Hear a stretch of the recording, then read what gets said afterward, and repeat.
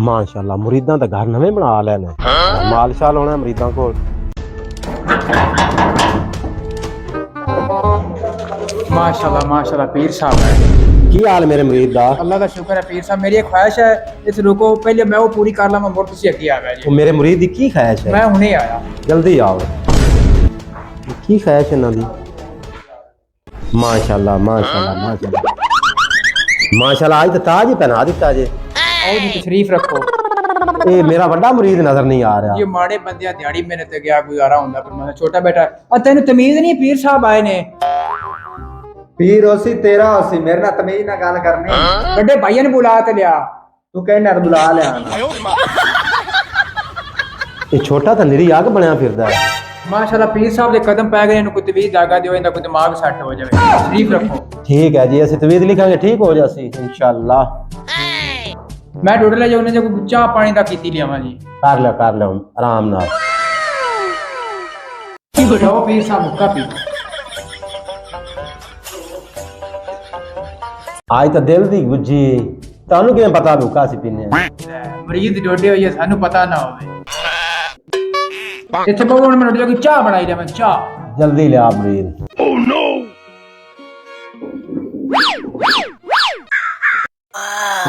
Oh no.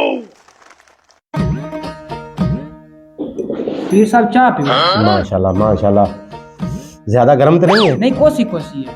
ठीक है, असि ठंडी चाह दे आती हैं। बड़ी मजेदार चाह है। मुंह तो नहीं सड़या? नहीं नहीं नहीं, बड़ी प्यारी चाह है। सुक्के दूध दी बनाई। असि सुखे दूध में मुंह ज्यादा लाने हैं। पीर साहब तू सानू प्यार तो बड़ा कर दे जी, लेकिन एक मैनू टेंशन खादी खड़ी है। वो मुरीद दी केड़ी टेंशन है? मैदाने अशर विच इन्नी खलकत होनी है। वो तो होनी है, तो तुसी सानू पहचान सो किवें? बस मेरे हुंदे परेशान ना हो मुरीद। जा मेरा बेटा छुरी लेके आ। दम करनी है तो के सवाल पीर अगे नहीं करी दे, छुरी लेके आ। Oh no. कमाल दी चाह मुरीद में आ गया। आ छुरी आ गई। थोड़ा जा मुरीद नेड़े हो मेरे उरा।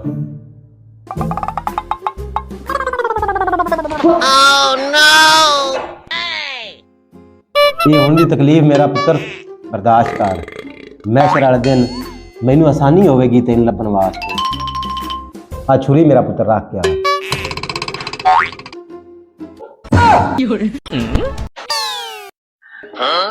अपने घर पीर साहब आए ने, छोटा गया मेरे ने दौड़ के। आहो तेनू की होया? निशानी लाई पीर साहब ने। कित्थे निशानी लवाई है? ओहो तेरा तो ने सारा कान ही ला दिता है। ये की करा ले?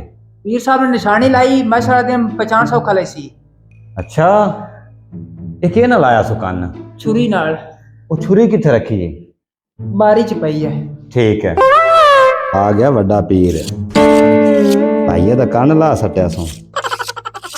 पीर की है तो कसाई बना फिरदा। इन वजह मैं भी निशानी ला के गलना। पता नहीं कैसे काम में लग गया है। छोटा दौड़ते भी गया, हाल ही नहीं आया बड़ा मुरीद। Oh no.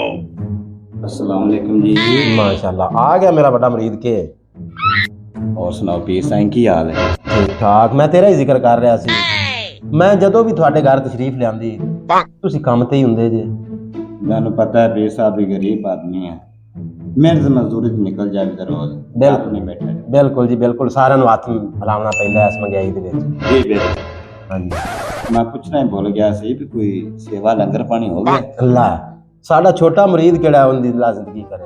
वो सा सिर ते ताज पहनाया सानू, गाले च माला पाई सू, अगे हुक्का रखिया सू, चाय पियाई सू। बड़ा जीदार बच्चा, बहुत जीदार बच्चा है। मेहमान नवाजी तो बड़ी करता है। हाँ जी बहुत अच्छा बच्चा है।